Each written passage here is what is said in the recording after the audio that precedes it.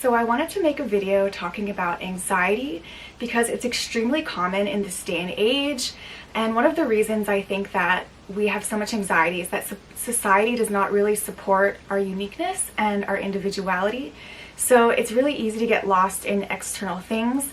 A lot of society and our entertainment industry can be very toxic to us. And so the things that we're exposed to, the things that we grew up with, can be really anxiety provoking because we're not taught how to love ourselves. We're not taught how to embrace our own uniqueness, our own desires, our own passions. And a lot of us have grown up and we've tried to fit into this box that someone else has created for us. And that is not the highest way to live as a human being, because we are each brought to this earth to be so unique and so special, and we're not meant to all be thinking the same way. We're not all meant to be doing the same things. We're not all meant to fit into this, regimen, this paradigm. So there's so many reasons why we can have anxiety, and I just wanted to make a video that demonstrates the things that have really helped me with anxiety. And some of these things may help you, some of them may not. So just take what works for you and discard what does not work for you or does not resonate with you.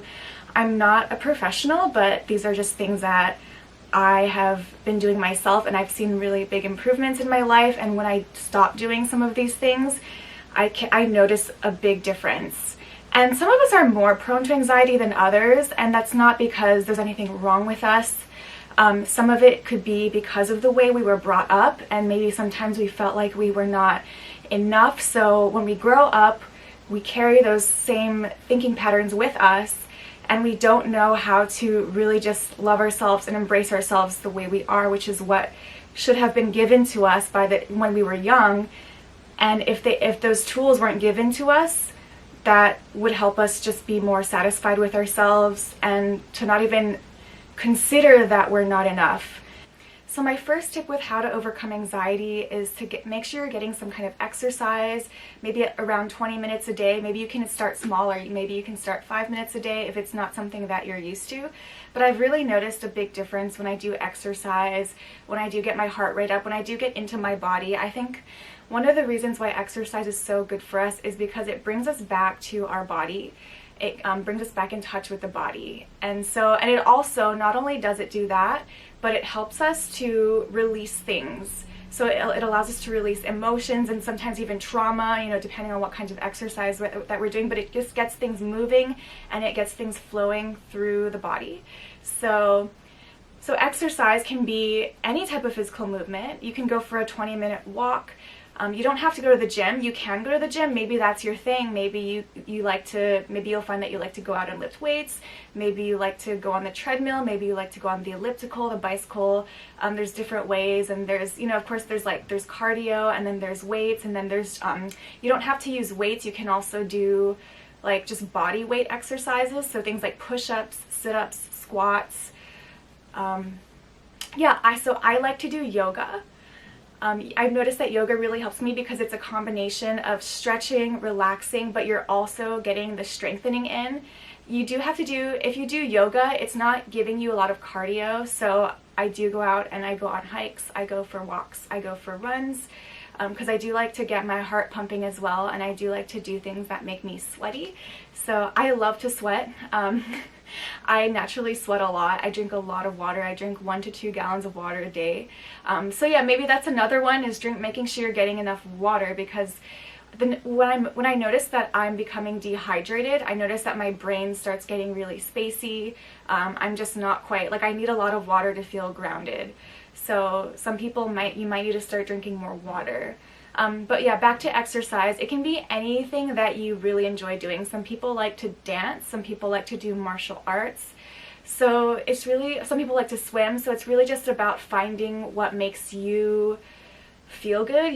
This should be something ideally that you enjoy. You shouldn't have to dread doing this, because exercise, or maybe at the beginning you might not like it as much, and hopefully you can grow to like it. But if you really don't like something, just keep working to find what works for you. I also really love Kundalini because it does involve a lot of breathing. I love the fast breathing. For some people, the fast breathing gives them anxiety, so you don't want to do something that's going to give you more anxiety. So yeah, there's exercise. And then another thing I'd like to talk about is food, because when I was growing up, I would sometimes wait, or maybe around high school times, I would sometimes wait all day. I just would not eat all day, and I would eat one meal at dinner. That is probably one of the most anxiety-provoking things that I could have done. Not everybody is meant to do this intermittent snake diet fasting type of thing. There have been studies that have shown intermittent fasting to be good, but it should be more of a conscious thing. It shouldn't just be like, not eating all day and just waiting until one meal and then just gorging on that one meal. So what I've and there was a time where I felt like only eating during certain times of the day, maybe like within a 4 or 5 hour period. Maybe that worked for me a year ago, but right now I'm just really feeling that I need to eat more frequently, and I need to start making sure that I eat before 4. I definitely need to eat probably around like lunchtime, maybe even sooner if I'm hungry. So I do listen to my body, but I just need to make sure that my food is spaced out a little bit more, so that I'm not just eating one big thing and then my body's like in kind of a shock. So it's like, whoa, I have so much food right now. So that is really important. Also, the types of foods. Not everyone, I don't think everyone is meant to eat the same way. And there's different types of foods that may be suited for different people. I noticed that I get really spacey. So, and not to like put myself down or anything, that's just kind of my type, like my body type. It's called, there's 3 doshas in Ayurveda. There's Vata, Pitta, Kapha. I'm a Vata, so the Vata is like wind, air, ether. The Pitta is predominantly fire, and the Kapha is like water. So Vatas are usually, we're just usually skinnier or just like leaner people. We tend to get on the dry side. We tend to get more spacey. It's like the elements of wind. We're kind of like flighty, fleety. Not to say that everything about Vata is bad, because we do have a lot of really good qualities. We tend to be quick, sharp, witty. There's really good qualities about Vata. There's really good qualities about all the doshas. And there's Pitta, so there's fire. That's the element of fire. So they tend to be a little bit strong sometimes. Sometimes they're really good leaders when imbalanced. They're just more those fiery type of people. And then Kapha is usually like the slow, calm type of person. Usually they're bigger boned. Usually they're just not as spacey as some of the rest of us. They are more grounded. And some of those people, you get that really grounded, calm, like slower feeling from. That can be considered like more of a Kapha type. So there's, if you are interested in Ayurveda, it's something that I have studied, and there's different diets and different types of foods that work to balance each of your doshas. And it's very possible to have a predominant dosha and still be balanced. So if you're balanced, that's excellent. But anyway, so Vatas, we need more, I feel like we need more root vegetables, and this could be for anyone. You don't have to be a Vata, but I really need a lot of root vegetables. I feel like they're very grounding. I like squashes. I just like really hearty, nourishing foods. I've been making a lot of soups lately, just cooking a lot, and I noticed that cooking is something that really helps with my anxiety, and just having a goal to cook something for myself every day, or trying to, maybe not every day, maybe every other day, whenever possible. So I noticed that is really calming for me. So just making sure that you're eating the right things and not eating too many like junk foods. You want to really be eating whole, healthy foods, if possible, organic. So yeah, that is something that really helps. And another thing is to make sure you're getting enough nutrients or vitamins. A lot of our soil is depleted. So the foods that we're eating don't contain all the nutrients that we need in our bodies. So in this day and age, it's ideal that we're taking some types of vitamins. So I do take a multivitamin. I take zinc. For some reason, my body gets easily depleted of zinc, and when I don't have zinc, then I notice that I am more anxiety prone. One of the things that I notice when I have zinc deficiency is I start getting white marks on my nails, like white lines, or little white lines, going horizontally usually. So that's when I know that I need to start taking in more zinc again, and I try to take zinc as much as possible, hopefully like every day if I can. So I do that. Magnesium is another really good one because zinc and magnesium are both minerals, and so those are going to be very grounding. And let's see, yeah, I like, all the vitamins like vitamin A, C, all the B vitamins. If you're a vegetarian or vegan, it's really smart to take a B12 vitamin, because if you're depleted in that, that could definitely trigger some anxiety and just some issues with your nervous system. So B12 is super important. Let's see. Yeah, and also DHA, or the omega-3s. So you could take fish oil. I don't eat fish, so I do the algae-based version of omega-3s and DHA. DHA is like in omega-3s, so it's gonna be all that one thing. So yeah. One of the most important things that I've realized that is like just so, oh, my mic fell. Hopefully you can hear me a little bit better now. So one of the most important things that I've noticed that really helps with anxiety and just overall wellness and feeling good is sleep. Sleep is, I think so many people are deficient of sleep, and that will make a big difference in how you're experiencing your life and you're experiencing your day. So I cannot emphasize the importance of sleep, and just make sure that you do have time to get enough sleep, and also good quality sleep. So I think, if you are exercising, if you are eating well, your sleep will have a better quality to it. If you're not watching a lot of horror movies or doing too many things that are really stressful, hopefully your sleep will have good quality to it. And yeah, so sleep is just one of the most important things that I really wanted to emphasize.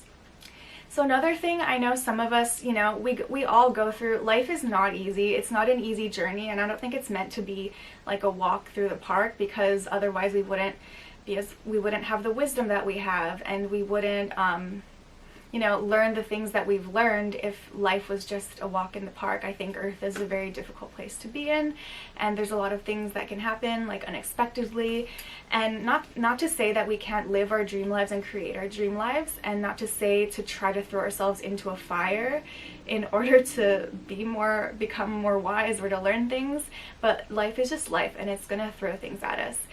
But there are certain things that we can control. So we can control certain things that we put ourselves through. So if there are things that we can control, that we can eliminate and just like reduce from our lives, that will help with our anxiety. Because if we're exposing ourselves to things that don't feel right to us, that will definitely, increase our anxiety levels. So maybe sometimes there are people in our lives who we don't really want to spend time with, and it's okay to not want to spend time with somebody because they don't make us feel good.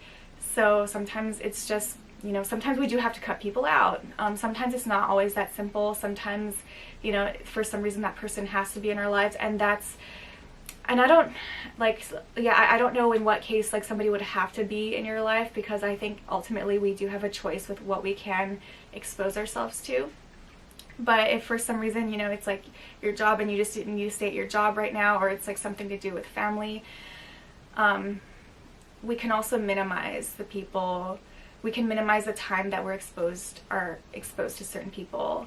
And we can also minimize, how open we are around those people, because we don't want to open ourselves up to somebody who's not really going to give us the best response or the best connection. So that's going to be, so yeah, the people who we're exposing ourselves to, just to be aware of who may be, really comfortable to be around, or who may not be very comfortable to be around. So I highly recommend, exposing yourselves mostly to people who feel really nourishing to you, who feel really good to you, who feel more like home, who are encouraging to you, who feel good to your heart.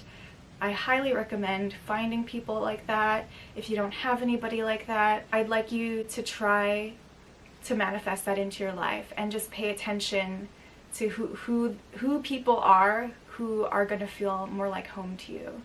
And one of the exercises that I've done to bring more positive people into my life is to become that positive person for myself. And I know easier said than done. So there's certain ways that you can kind of change your energy in your body that will allow you to attract more things that you are desirable for you. So one of the meditations that I've done is like, okay, if I was a person that had really amazing people in my life, how would I feel right now? Because it's really about how you feel, and you just have to try to get into a space where you feel comfy, you feel cozy, you feel nourished, you feel loved, you feel supported every day or as often as you can.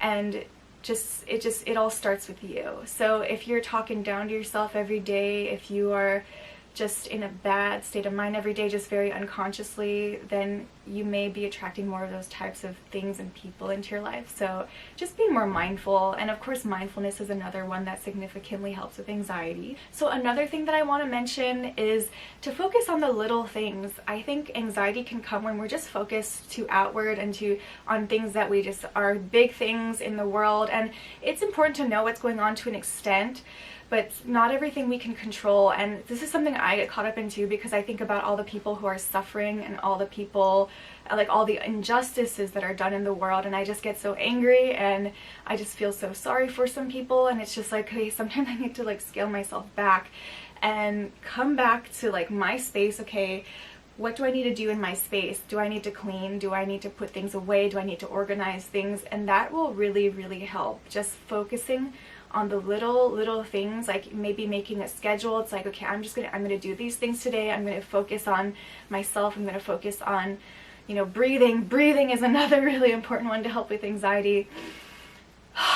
And the last thing that I'm gonna mention for this video is to see if you can focus on a goal. So if you're like me, I like to do a lot of different things, and sometimes I set too many goals, and that is not the best thing. I think it's best to do one thing at a time. So if I find myself caught up in a rut, one of the first things I do is I do make sure to be focused on just really basic things sometimes. So sometimes I just really need to only focus on exercise.